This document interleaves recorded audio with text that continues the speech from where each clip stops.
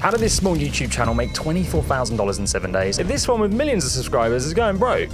I'm broke right now. You know, obviously when people see that you have millions of followers, they assume that you're a millionaire. But in reality, only few people with 1 million followers actually have that kind of money. It doesn't stop there, because this channel is getting 5,000 views per video and is generating over $300,000 a month from it, and they only started posting videos on a regular basis 5 months ago. Something doesn't make sense here. What is it that's making so many small channels so much money fast? Well, the truth is, they just took the fast and easy option most creators ignore. So now I'm going to show you what that is so that you can do it too. And it's a 4-step process I call PISS. It's an unfortunate acronym, but just stick with me, okay? So before we move on to PISS together, let me show you the reason most people will spend years making no money on YouTube, have a tougher life, become a slave to the algorithm, and fail. So here we have 2 different channels, and the amount of jelly beans in each glass represents their following size. So channel 1 here spent 5 years building theirs, and they can just about afford to go full-time and hire some help. Yay. Channel 2, however, spent a year building theirs. It's not very big, but they're on the cusp of quitting their job and are already paying an editor to free up their time. What that means is they can devote energy to things that actually make them money, rather than just spend hours lining up footage. Now, this is the crazy part. In a year,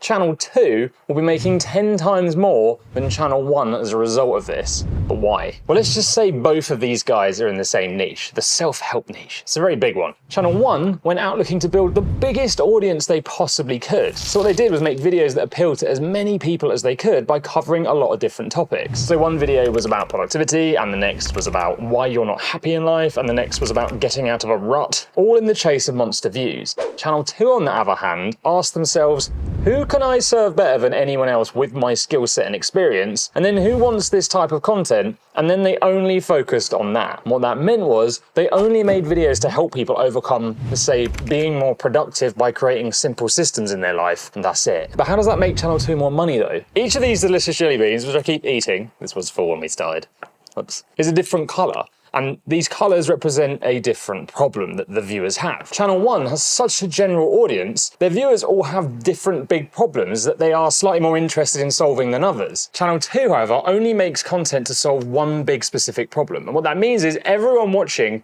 has the same pain point in common. And this is where the money is made fast with less views and less effort. Because both of these channels then decided to make an offer so that they can earn more money from their hard work. The thing is, if you want to make a great product, it has to solve a specific problem people have. And because Channel 1's audience all have different problems, well, their product can only appeal to the red jelly beans in there. Which means their earning potential in this case is actually half the size of the tiny channel with 10 times the amount of work put in. But worse, because these guys are not the undisputed expert in solving that specific problem they're now trying to make money from, and they're more general, even the red jelly bean people in their audience are just not that convinced to buy it, because they've only seen the creator talk about it a couple of times. So there's not that much trust that they can deliver a result with that product yet. So what happens is Creator 1 has to slam the price down to try and get the more general audience interested, and they struggle. But not only that, they get a load of hate from their audience because it's only useful to 10% of them, and it just feels like a giant cash grab. This is why Yes Theory had a backlash from their audience when they tried to sell a course on making YouTube videos. The viewers only really care about watching them do exciting challenges, not buying courses about things they don't have any interest in. I mean, imagine if I suddenly turn around to you now and I was like, hey,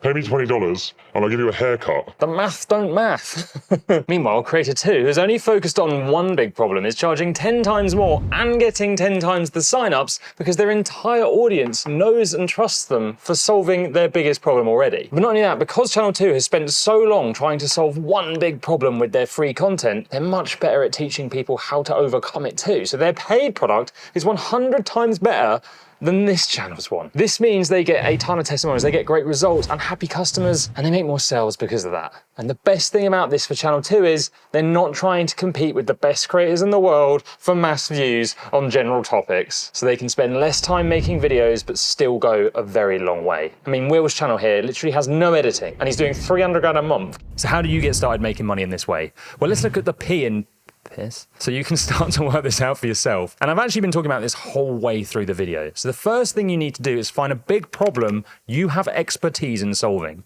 Now, this problem is going to have a sweet spot, but it can't be too specific. Like, I help men with size 14 feet find stylish Wellington boots for festivals in Sweden. but it could be I help men in their 40s look more stylish. targeting viewers by age is actually really smart. So Azul did it here with his finance channel, and he hit 100,000 subscribers really quick. So niching down doesn't always mean smaller growth. Now, this problem needs to be associated with pain of some sorts. The more pain it causes people, the more they want to solve it, listen to you, and spend money on it. So if you're solving pain in the health, wealth, and relationship niches, you can generally make more money very fast with not that many views. Another example I love here is Amir, whose first video landed him 3 new clients, and Matt here, who made 100k from one video. He's not even at 100k subs yet, because they targeted a pain. After that, the creative space makes really good cash too, like music production and arts and crafts. The next part of our acronym that I'm going to stop saying is to simply pass on information that solves the problem for free. That's it. And that's what your YouTube's all about. Congratulations, you've already done it. And then once you've done this for a while, you're going to start to become massively valued by your viewers,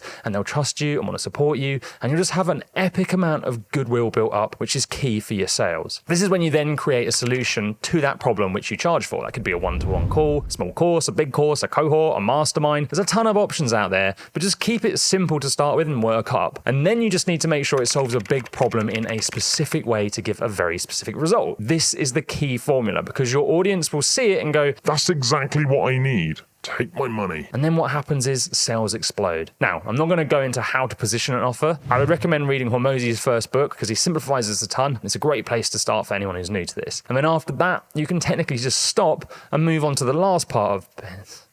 Well, I think we need to change the narrative here, because the last part of our acronym for me is the most important. Because when you do this, you're going to get more referrals, and it's going to make people not just talk about you, but go out of their way to WhatsApp their friends to say how awesome you are. So let me explain. I have massive feet. And it's very hard to get shoes where I'm currently in Dubai. I literally cannot find anything out there, apart from in one shop, Gucci. I'm not gonna lie, I don't really want to spend Gucci money on things that smell. But I gave in, I went to the shop, and the shop assistant comes up to me and he says, Yeah, we have that size. and he helps me pick out some shoes. He then offered me a coffee, and I was like, oh, well, hang on a second, they didn't do this in Zara. Wow, this is so cool. I got offered a coffee in a clothes shop. which isn't even that amazing, is it? Then I put the shoes on, and he tells me what a fantastic choice I've made and how great I look. And I was like, Yeah, you're right, buddy. I'll take them. and then he says, Oh, I saw you looking at belts over there. and the next thing I know, I feel so good. I've got a flipping belt. I walk out the shop, £1,300 lighter, and 10 minutes later, the shop assistant WhatsApped me to say thank you from his own personal phone number. Now, I know this guy's just trying to get more money out of me, but you know what? I'm okay with that, because he was so flipping helpful. And he made me feel so valued that I wasn't just another customer, I was the customer. And that to me is what is missing in the online space, and where I personally try my best to fix. Because after that message, I told my friends in Dubai about it, told my parents, and I just made a video raving about the service in Gucci to you, and maybe like 10,000 people will watch this video over its lifetime, so that's a massive referral. All he did was offer me a coffee and say thank you in a way I just didn't expect. When you surprise people by going further, they tell other people, and this is the thing that will make everyone else in your niche look like Zara,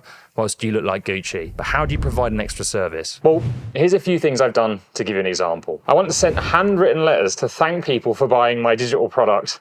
That was $9.99. I gave everyone who bought my first ever high ticket cohort my next product for free as a thank you for just being the first people to trust me. A client's product launch was on a Monday, and on the Sunday I noticed that their landing pages needed some pretty urgent changes, but their web person was away and they didn't know how to do it, so I said, give me your WordPress login, and I spent 3 hours fixing it myself. I think we should treat people in a way we would like to be treated. The result is people see you care.